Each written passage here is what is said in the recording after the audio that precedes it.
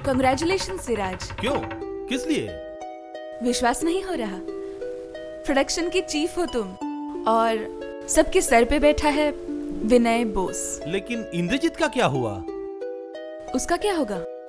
उसके छोटे मोटे काम देख के, उस पे भरोसा करके करोड़ों का बिजनेस थोड़ी ना उसके भरोसे कर सकते हो। लेकिन अरे कुछ तो। बिल्कुल, एक इम्पोर्टेड फर्नीचर से सजी हुई कैबिन, उसके दरवाजे पे गोल्डन नेम प्लेट से लिखा होगा इंद्रजीत सिंह और उसके अंदर होगा खोखला इंसान।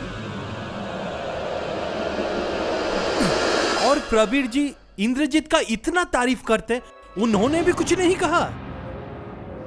बहुतों ने बहुत कुछ कहा, लेकिन बॉस की रिएक्शन बस नहीं नहीं नहीं नहीं। उन्हें लगता है कि इंद्रजीत को अगर कुछ जिम्मेदारी दी जाए तो उसका दिमाग खराब हो जाएगा और कंपनी का सत्यानाश।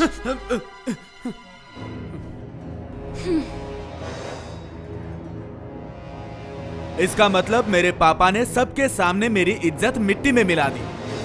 इज्जत मिट्टी में मिला दी? तो इसमें कौन सी बड़ी बात है? तुम अपने कैबिन में एक इम्पोर्टेड लैंटर्न लगा के उसकी रोशनी में आराम से बैठोगे। Shut up! हटो। अरे कानूनन सारी जायदाद मेरी है।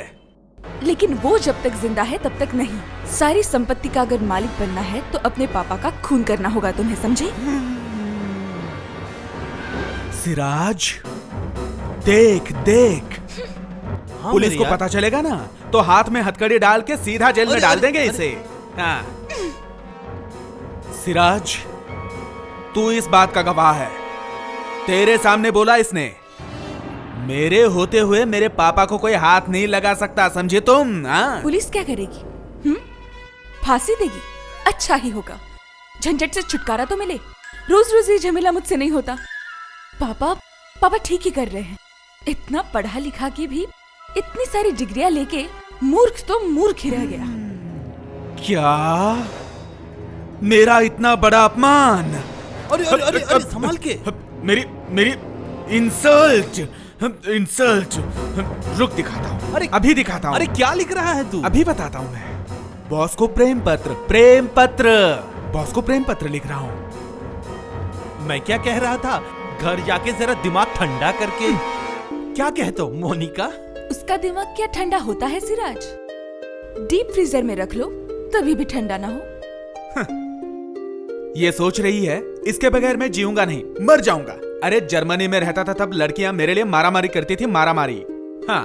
कोहिनूर को तो हर कोई पाना चाहता है क्योंकि सारी दुनिया में एक ही तो है।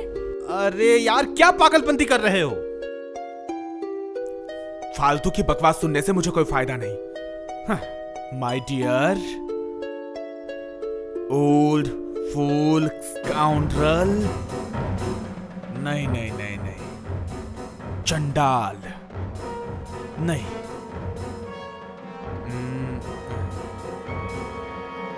इंसानी खून चूसने वाला वैम्पायर मॉन्स्टर। नहीं नहीं नहीं नहीं नहीं, ये तो बहुत छोटे हैं इनके लिए। क्या लिखूं? हाँ, माय डियर दानव, माय डियर दानव, आप अपने आप को दानवीर समझ रहे हैं? अरे हो गया। हाँ, माय डियर दानव, आप अपने आप को दानवीर समझ रहे हैं? आप थोड़ी देर पहले तक मेरे बाप थे। आज से मैं आपको बाप के पद से बर्खास्त कर रहा हूं। इस कलम से मैं आपकी हत्या करता हूं, हमेशा के लिए। आपको मेरी जिंदगी से हटाए बगैर मुझे चैन नहीं मिलेगा, मुझे शांति नहीं मिलेगी। ये सब क्या लिख रहा है? जो हो रहा है वो बहुत अच्छा हो रहा है मेरे ज्यादा हो रहा है भाई। ये सब। ओह, तुम्हें अभी से इनसिक्योरिटी फील हो रही है ना? दिल की धड़कन बढ़ गई है ना? लिखने दो सब कुछ। चलो Siraj. Please please leave me alone. अरे ये तो देखो क्या लिख रहा है ये। पापा को चिट्ठी लिखने की हिम्मत नहीं है इसमें। चलो। नहीं नहीं, चलो सिराज। जा जा, तू भी दफा हो जा। मैं जो सोच रहा हूं, अगर ये होता है तो। चिट्ठी लिखने की हिम्मत नहीं है उसमें। अरे कुछ भी कर सकता है वो। The end. दोस्तों को बिना बताए ना चैन मिलेगा ना आराम। ठीक है, कल से तो हम लोग मिलेंगे भी नहीं। इस कहानी को मैं पूरा का पूरा नहीं पढ़ रहा, बस कुछ लाइंस सुना के बताता हूं मैं, जो सारांश होगा। ऐसे इंसान को इंसान कहना इंसान की तौहीन होगी। इसे तो सू छी, और का बच्चा बोलते हैं। नॉनसेंस। चीची ये तो पाप है। और भी है मेरे भाई, जरा आराम से सुनो सुनो। मेरे ऊपर बिना पैसा खर्च किए कोठे में बैठ के मस्ती करते ना तो फायदे में रहते। इंसानी शैतान, आपका गला मेरे हाथ में आ जाए ना तो उसे मैं खींच के लंबा कर दूंगा।